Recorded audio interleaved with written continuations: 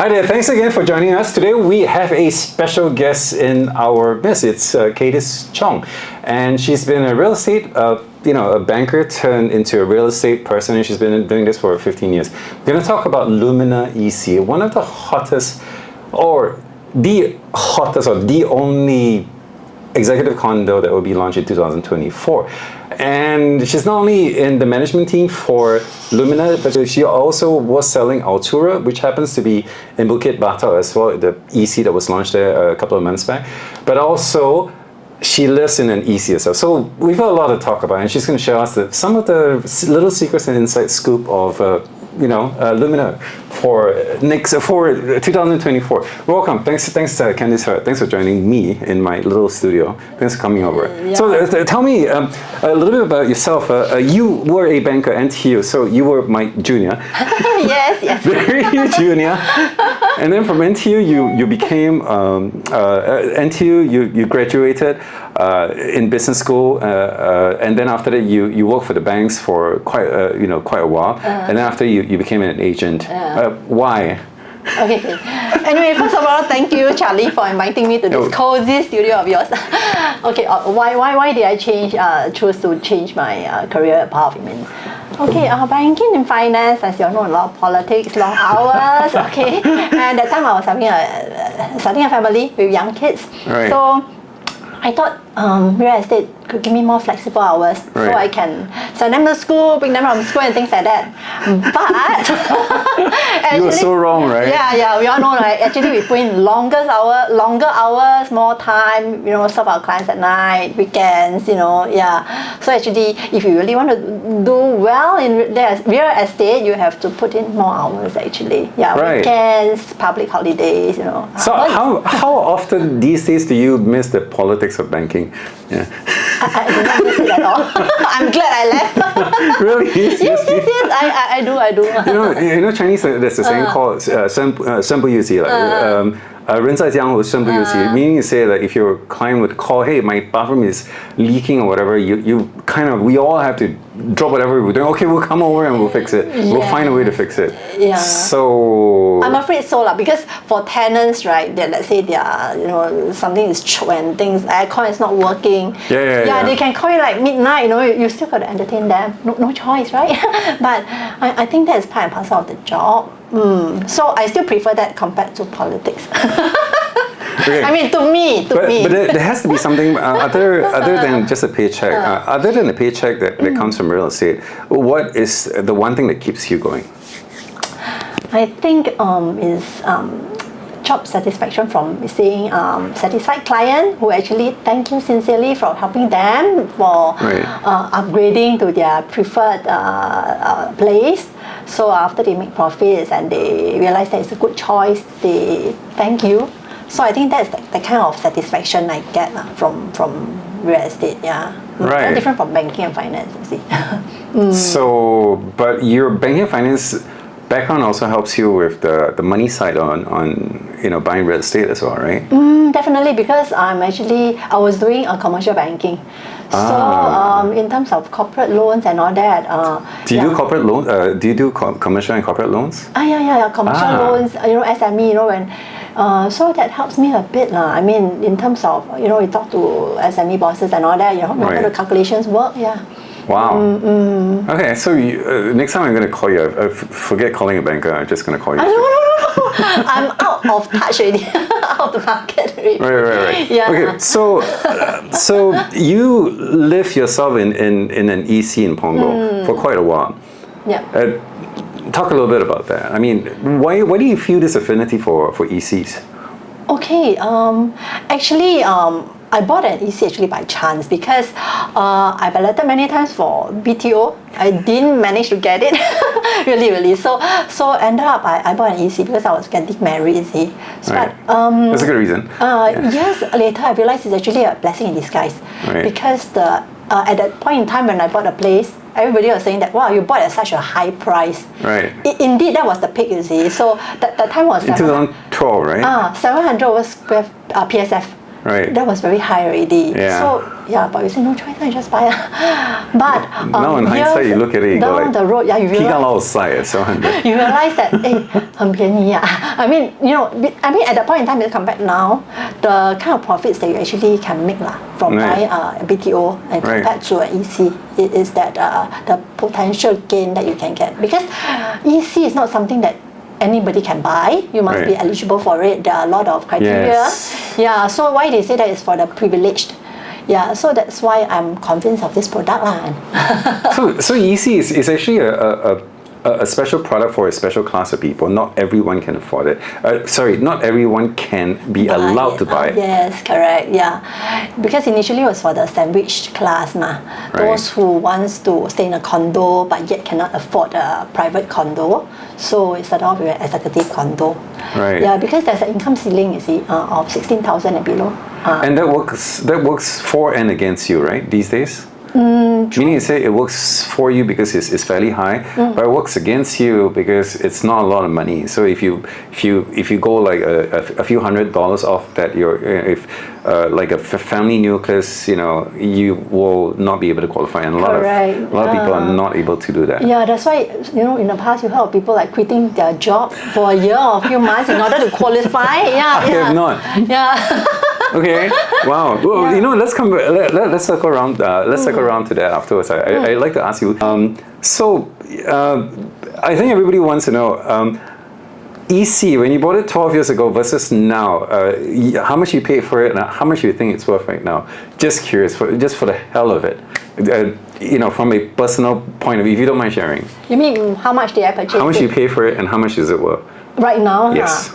I mean, at the point in time, those who bought during my time. Right. And you bought it at super high in 2012. That was before the new ABSD came in, right? Correct. And that basically started the market for 5 or 6 years.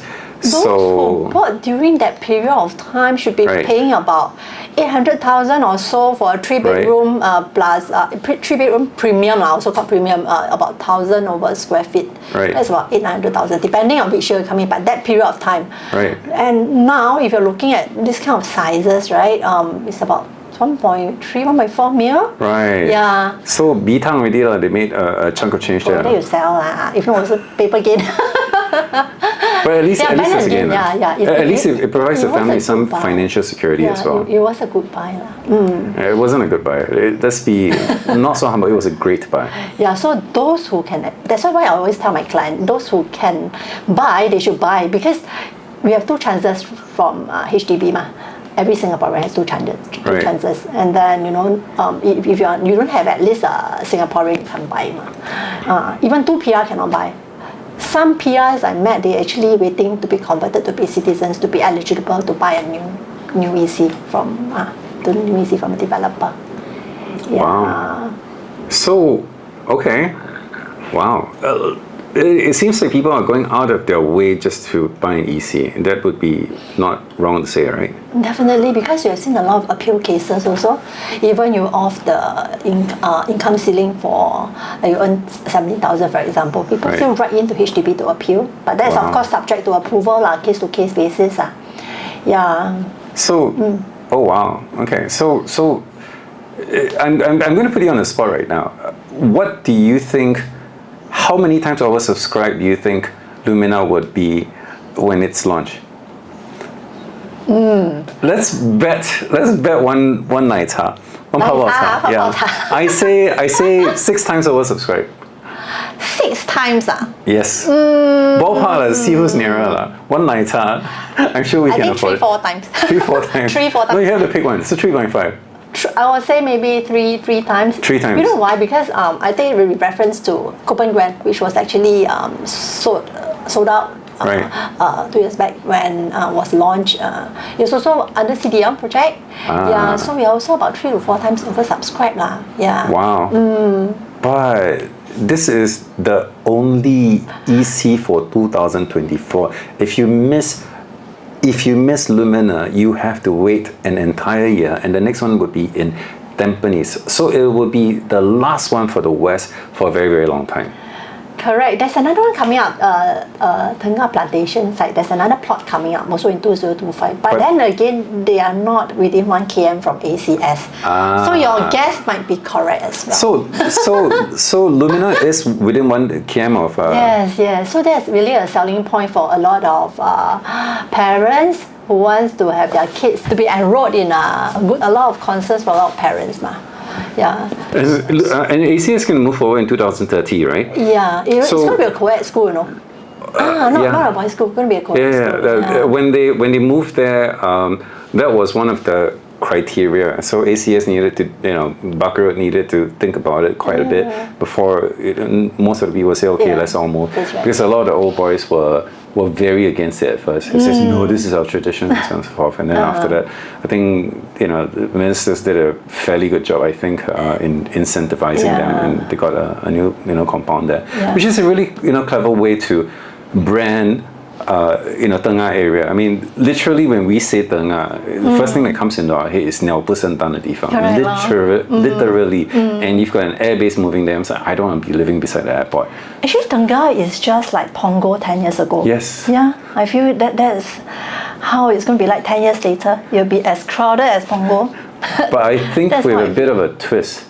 Because Tengah is fairly close to Jurong, and Jurong's got the world's mega port, the biggest, one of the most sophisticated port in the world, and you've got literally the second business district in Jurong, and that's literally a stone's throw away. It's not that near, but it's close enough. Correct. So, but they're in the west. So Punggol doesn't have that, in the arsenal. Punggol has Punggol Digital District. That's coming up lah. Right. Yeah, so not as big as GID. Yeah, you're right.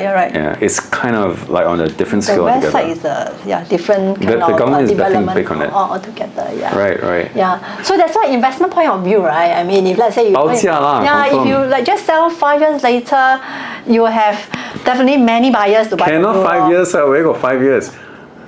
5 years after EC. EC won't be MOP 5 years, right? 5 years. 5 years only? 5 I thought it was years. 10. No, 5 years Singaporean and PR can buy. 10 years foreigners can buy. That's right. So a lot of people sell after 5 years and they make 几百千, a few 100K. Yeah. Bitang really another Bitang. And then you can further upgrade. They make their first pot of gold from there lah. Then a lot of them they upgrade to condo, a private condo, or they decouple to buy each unit and things like that. Yeah. So if you had to summarize, would you think that this is possibly the most exciting launch of 2024? I mean, if you had to make that case, can you make that case? I think yes. There are a lot of launches, So depending on the location that you are looking at, but to me, the west side, yes, this is going to be the very iconic launch because we have a very reputable developer and with a very good school 1 km from us. Right. Yeah, and then a lot of potential buyers because all the BTOs nearby will also MOP at the same time. Right. And also Tengah New Town is just right across. In fact, although we are located at Bukit Batok, right, we're actually nearer to the Tengah New Town. Yeah, we are nearer to the Tengah side than to the old Bukit Batok side. Westmore that side. So actually we are just 1 street away. So right across us we'll even have a polyclinic that's coming up. It's called the plaza is called Canyon Plaza lah. So there are a lot of amenities coming up, you see. So I really see the potential of this place. But now it's really 鸟不生蛋. If you drive past, everything is cordoned off. 你什么都看不到. But it's really you have to see beyond that the potential that's coming up. The convenience amenities nearby. It's exactly like Punggol 20 years ago. Punggol 20 years ago is siao. I go over there. It's literally. I've never been there, because all the while I've been staying in town as Punggol. I really don't know. Yeah. And then now you go down there. It's so bustling. You go to Waterway Mall. It's like Waterway Point. Waterway Point. It's ridiculous the number of people there. Yes, especially weekends. Yeah. Going there on weekends. A long queue. Everywhere is long queue. And it's got beautiful parks and walkways and by the canal, by the little, literally the waterways. It's very, very nice to walk, it's very nice. especially in the evenings. Because it leads all the way to Coney Island. Right. So those who likes to do, who likes to run, like me, long runs. I mean, you enjoy the jog, the nature. Yeah, true. Okay. So are there similar facilities for Lumina as well? What are some of the biggest amenities for Lumina? Okay, Lumina, like I said, they are very near to Tengah. Tengah, we also have a lot of greeneries, because they are divided into 5 areas. So it's similar like what we were selling, Copen Grand at the time. So there are a lot of plannings that they have done for the entire new town. Right. So they have some car-free zone as well. So also a lot of greeneries coming up, parks and that. It'll be something like Punggol, more for families, young families, to bring out their kids for outdoor activities. Right. Then they have a big park, amphitheater and things like that. Oh wow! Yeah, you have to come to our showroom, then we can explain to you more. I would definitely be there. You can see the plan. You can show the plan, the to go. Tengah plan. Yeah. Oh wow! Tengah is going to be fairly comprehensive in their planning. Yeah, correct. Are there close to the rail corridor or any of those massive parks? Any one of those huge networks in Singapore by any chance? We are near to Xiao Guilin. Is that considered Xiao Guilin? We are near to Xiao Guilin. Xiao Guilin, or the Bukit Batok Park. Xiao Guilin is very near the rail corridor. Of course, if you drive down a bit, it will be near the Bukit Timah side also. The Bukit Timah hill. The upper Bukit Timah area. Yeah, and then you can go down to where reserve residents will be in future. Correct, yeah. A lot of development going on in the west is ridiculous, and then you've got Sorrel, which is coming up. JID, GLD. Lakeside Garden, the recent Jaden, which was sold very well. Yes, Jaden was literally 90% on the first day at 2004 per square foot. It's ridiculous. I don't know. Yeah, everybody is on everybody's mind. How come Singaporeans are so still rich? So bloody rich. Where do they get all their money from? They see the potential in the West, I guess. Potential is huge in the West. Yeah, and moreover, our entry price for Lumina, is way below all the private condos. Yes. Yeah, so the kind of risk that buyers take is actually literally close to zero. Yeah, because at the entry price for the private condos, be like talking about the naked gardens and all that. Right. The PSF is about 2,000 above, but ours is only like 1,500 there about. Average. I don't know the price yet. We wouldn't know until the price release. But based on Altura, Copen selling price, we predict it's that range. So it's already at a very low price they are entering. So literally very low risk lah. I'm going to put you on the spot right here. Again. Yes, one more time. Okay. This is what I like to do. So if you had to choose between Altura and versus Lumina, I mean they're on the same, almost side by side, literally on the same street, Bukit Batok West 8, Avenue 8, if I'm not wrong. Did I get it right? Yes. Which one would you choose, Altura or Lumina, if you had to pick one? I'm actually promoting both projects. Yes, How can I pick one? I know. It's like asking you which one you prefer, your firstborn or your secondborn, right? Not a very fair question, right? Okay, I mean, to be honest, because Altura right now, we are already close to 90% sold. Right. So the number of choices that we have is quite little. I mean, if now we will come in, because 3 bedrooms, we only have a few units of the low floor units left. Right. We left a lot of 4 or 5 bedders. Right. But of course, if I were to choose, let's say if I want high floor, I have no choice but to go for Lumina. But then again, because Lumina is also based on balloting. Right. Whereas Altura, now you can buy anytime. You just walk in and buy your units. And Lumina, you got to go through the balloting process, and a lot of buyers who didn't manage to get Altura will go and ballot for Lumina. It's the same thing like those who didn't get Copen Grand that time went in to ballot for Altura, because there's a certain percentage of the second timers quota. Yeah, so once you reach a quota for the first balloting, they got to stop. They could wait another month. That is the balloting process for EC. So that will also depend on your queue. Actually, both are very near to each other, side by side. So in terms of amenities wise, right, they are almost the same. Yeah, then I would say that for their facilities wise, also first full facilities condo. Yeah, so actually up to individual. See whether you like but the developer for Lumina is quite well known is CDL. I mean, everybody knows CDL. Yes. They make amazing projects. Correct. And Warhub, you mentioned they are the constructors. They built Jewel. I mean, Jewel is a multi-billion-dollar project. Right. So I mean, it's world famous, and the waterfall hasn't fallen yet. So so they need to know what they're doing. So they are going to build Lumina. So we're going to expect some pretty good construction going on at Lumina. Definitely. Have you seen the design in it? It's what about the design is that's gonna we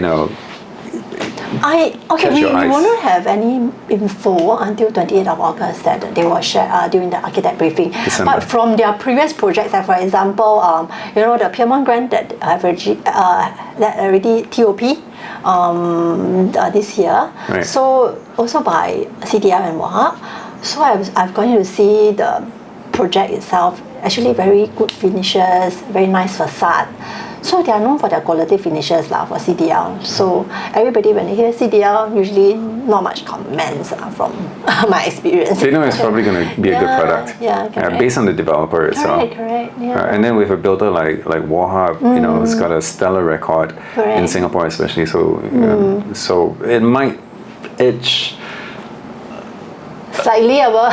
Slightly more than Altura. Perhaps. I'm Singaporean. I need to compare. See.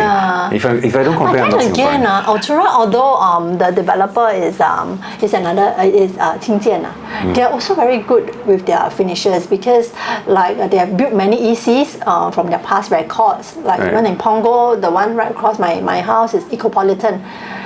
The products is also very well done, and then they reap the same amount of profits as per other EC. Yeah, so actually, and they also do a lot of private condo as well. So if you check from the records, they are also very well known, and they done like Forret, in the West also done like that. So basically, it's good competition. I think they're comparable actually. 大同小異啦。大同小異啦。Okay. Because everybody got to go through the BCA checks, you see. To pass the test, so 一定是大同小異。What is the one thing about Lumina that will stick out like a sore thumb compared with all the other ECs, all the other projects? In your opinion, what's the three biggest selling points of Lumina? Like I mentioned, firstly is by a reputable developer. Right. Then of course the school. Right. The school, and of course its the potential of buyers in that area. Right. Yeah, because they are very near to a mega transformation, which is Tengah. Yeah. So, where do you find a project that has top school with a major transformation, and then the PSF is still considered low compared to current market prices? So it takes all the boxes lah. So there's very little. If you're looking for an EC, there's very little not to look. It's going to be a very sad thing if you miss out on Lumina, basically. Definitely, because we are the only EC launch in 2024. If you missed it, you got to wait for another year for the one to be Tengah to be coming up, which is 2025. Yeah, then if not, there will be another one in the east. So if you miss this, you've got to wait for quite a long time already. And then you don't get this exact location anymore. Buying an EC is like entering a lucky draw. But in this case, you need to be qualified to enter into this lucky draw. Yeah. It's a huge challenge just to be entered into this lucky draw. So who should be the ones who look at this particular lucky draw? I mean, can you give me the profile of this person or this family? Okay, there can be two kind of profiles. Firstly, could be first timer who actually have not bought anything at all, do not own anything yet, newly wed and obviously couple. cannot own an EC before also. No, yeah, cannot. Yeah, I mean, you have to sell. If not, you have to sell confirm and have to wait. sell, You yes. have to sell and wait for a period of Yes. time before you can buy. Yeah, so first timer would be a good choice that they can look at, like young couples who Right. just started out a family. This could be their first home. They can actually look at smaller units first, if let's say they don't want to look at the big sizes. Another one would be HDB upgraders. Right. Yeah, I think this is a very good choice for HDB upgraders because of the, there's a deferred payment scheme for EC. Let's Yeah. talk about that, but let's come back to the profile first. Okay, because for HDB upgraders, you see, they usually upgrade to a condo. Then they, most of the time, will need to sell off first if they want to buy a new one because they want to avoid the ABSD, you see. Of course. If not, if you buy another one before, you're going to pay first. Right. So for EC, you do not need to pay ABSD. Yeah, so you can actually buy it and then wait for the project to TOP. Right. Then you sell your place. So you don't need to shift twice. You don't need to rent in between. So, but after the project TOPs and you move from an HDB into an EC condo, how long after that do you need to have to sell your HDB? Usually agents will try to plan for you to sell it before you actually collect your keys. It's a very smooth kind of transition. Right, but assuming if you don't sell your HDB by the time you collect your keys to your EC, then what happens? You can write into the HDB to say that you have been trying to sell. Yeah, you've been trying to sell, but still do not have a proper buyer yet and things like that.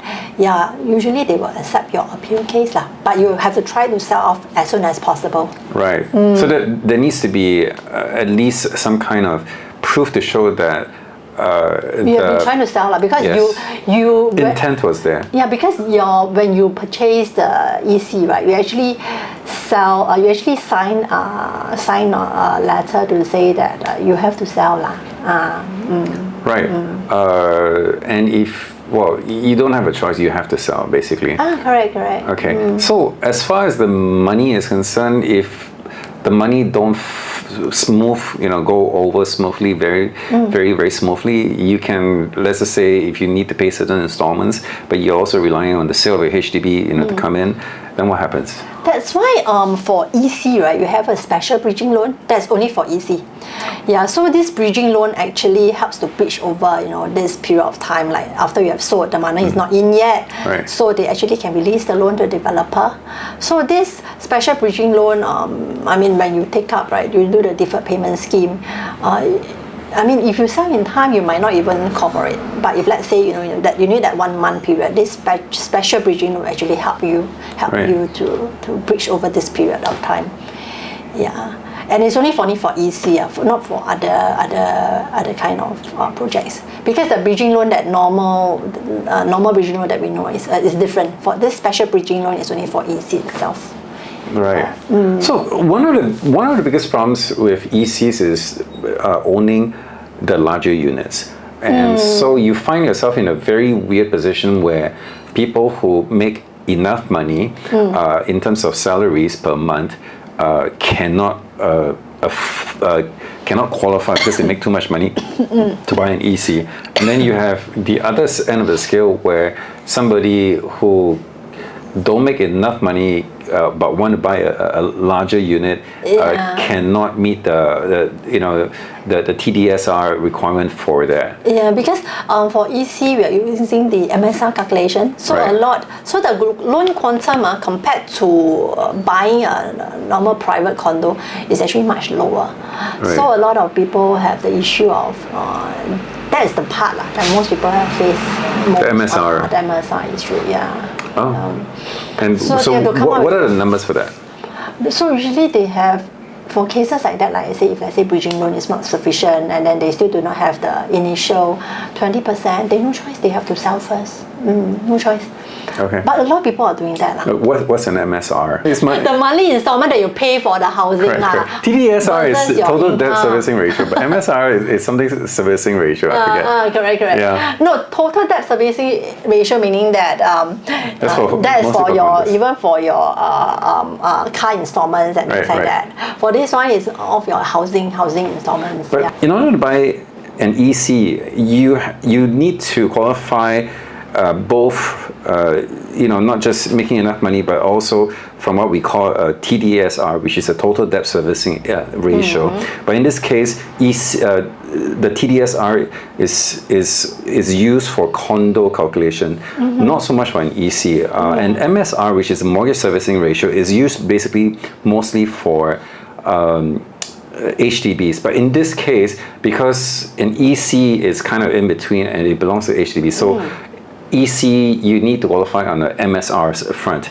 What is the qualification for the MSR?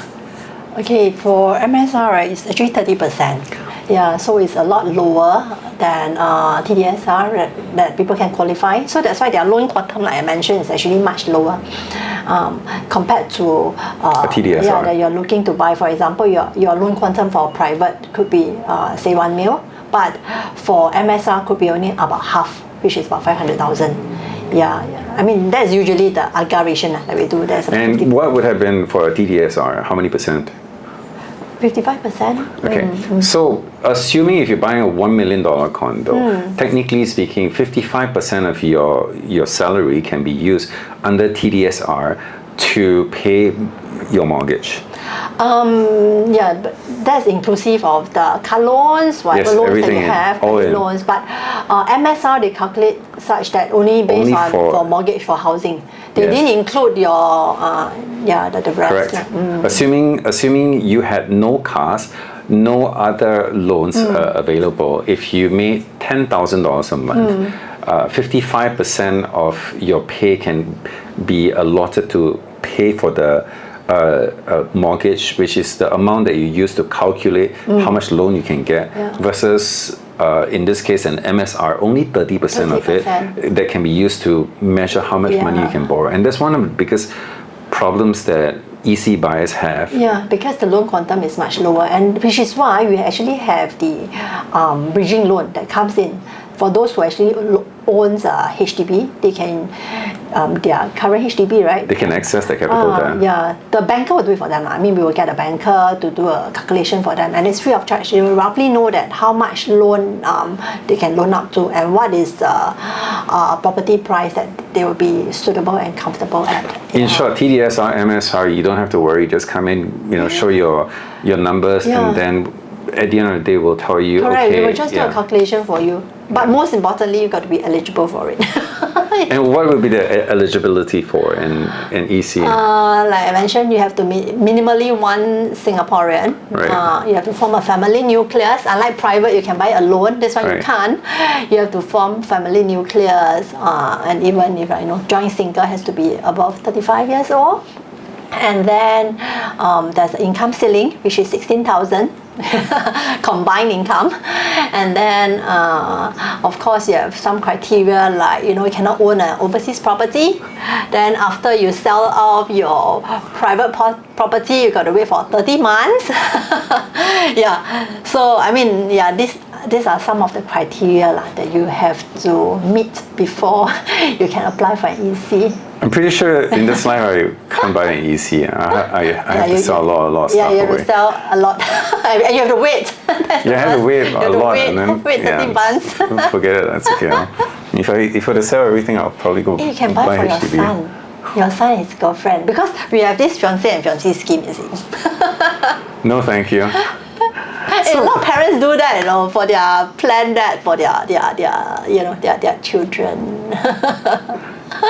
Never mind. Okay. Is EC buying more difficult, or is buying a condo more difficult? You mean process, flow, or generally speaking? Eligibility, I would say. Eligibility is a lot more difficult for EC. Yeah, definitely, because there's always this saying is for the privileged. You have to be the privileged few to buy. But of course, quantum-wise, EC is more affordable. Yeah, our quantum for let's say a 3-bedder, small 3-bedder, maybe 1.4, 1.5 mil, you can get one. Whereas in the market right now, you need minimally, I would say new one, 1.8, 1.9 mil, thereabout. Right.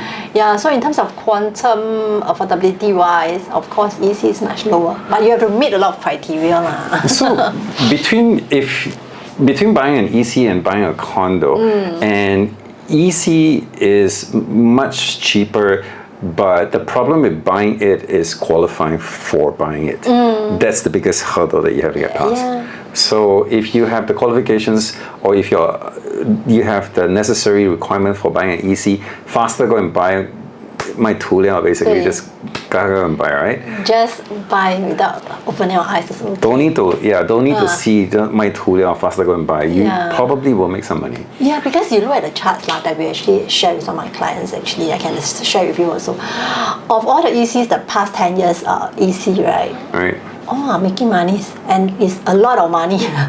I would say that 99.something% all will make, unless there's some unforeseen circumstances they got to sell, or when they collect keys, they no longer able to form the family nucleus, then they got to give up, then they will lose money. If not, almost all are earning big profits. So, generally speaking, over the last 10 years, what is the return, of investment on an EC bought? I mean, ballpark, how many percent? I won't hold you to it, but ballpark, how much would you make?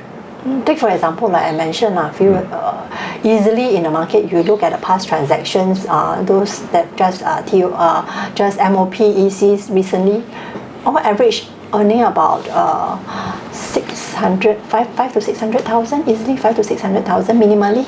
And that's and that's from assuming they buy an EC for, let's just say 800,000, you make about 500-600 from there. So technically speaking, if you look at it from the base, the amount of money you have, and then how much you will make when you sell it, which is the return on investment is 400-500% easily. Easily, because for example, we enter at say like 1.5 mil on the higher side right now for a 3-bedder. If you to privatize, semi-privatize 5 years later after you collect your keys, your selling price would be quite close, same if not even a bit lower than the current condo that people bought. Like people enter at 1.9 mil, so you already have that buffer. So those who buy at 1.9 mil will not be selling anything lower. Right? Most of the time, they will be selling something higher, like maybe 2.1 mil, 2.3 mil to make. So even you take that as a buffer, because your selling price would be like the market price at the moment, comparable to them. So you can easily look at, that kind of 2 mil, for example, you said 2 mil, easily 500,000, I would say. Yeah. Cool. So really, I mean, if you calculate based on that kind of logical kind of calculation, but if you had to summarize it, if you had some last words for it, what would you say as far as Lumina is concerned? Or what would you want to tell the people out there? Really, do not miss this golden opportunity to make your first pot of gold. I mean, do come down and take a look, because for EC application, you don't even need to pay when you do your manual application. Unlike like BTO, you still have to pay. But if you come down, you try for the balloting, it's free of charge. It really depends on your luck, just like buying 4D Toto. You never know, right? I mean, you should just come and take a look, even if you do not like it, or you want to see something else. You can just let your agent know. No worries. And then come down and take a look at it, and if it works out, great. If it doesn't work out, no harm, no foul. No loss, no foul. Basically, you should take a look at the new location and things like that. Should contact you or me to take a look. If I'm around, call me. I would be very happy to show them. I'm expecting a very buoyant response for Lumina. I think that a lot of people will go down, because if they miss this, they'll have to wait over a year, and there's a lot of pent up demand in the market. I don't see that changing in January. I think if I'm going to forecast next year, if after this Lumina's launch, the next one at Tampines is going to be minimum 6, 7, 8 times oversubscribed, because there will be too long a gap in between, and people, there will be so much pent up demand. Correct. The price differential will be insane by then. I mean, it will be so different. It would be ridiculous. Definitely, the land cost is actually much higher. Next year we will see Toa Payoh. They sold the land cost at 1,360. So the launch price will easily 2.5, 2.6, even 2.8. Yes. Who knows what they're going to launch it at? I mean, Toa Payoh per square foot, 2,005, 2,006. it's very hard to wrap your head around that. I grew up in Toa Payoh, so I'm like, it's very hard to wrap your head around that.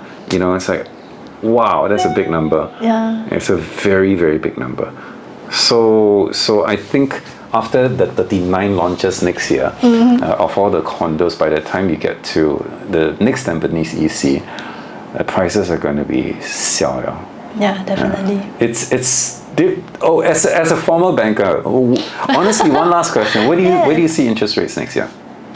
Interest rates, it has been going up a lot. So I feel that it will take some time to come down. It will still maintain at this kind of rates thereabout. Could be a bit lower, but you wouldn't. This is probably the new norm, right? Yeah, you will not drop drastically as well. Not like where we were, 1%. Yeah, not in Not the for near very, future. very long Not time. in the near future. I mean, even though there are going to be at least 4 to 6 cuts next year by the Fed, that's what they say, because it's an election year. But you know, I think personally don't see it. unlikely wouldn't be like the 1% that we've been paying. Unlikely.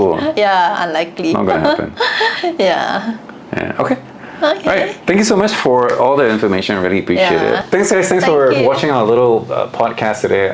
Thanks, Candice, for stopping by and giving us some really, really insightful information about Lumina. If you want to find out more, there really is no downside. Just come in, go and see it with your agent, or better still, call me or her. And then we'll be able to show you the showroom and at least go through some numbers with you and see whether you are within the lucky few that can afford Lumina. Thanks again for signing in. We'll catch you in the next one.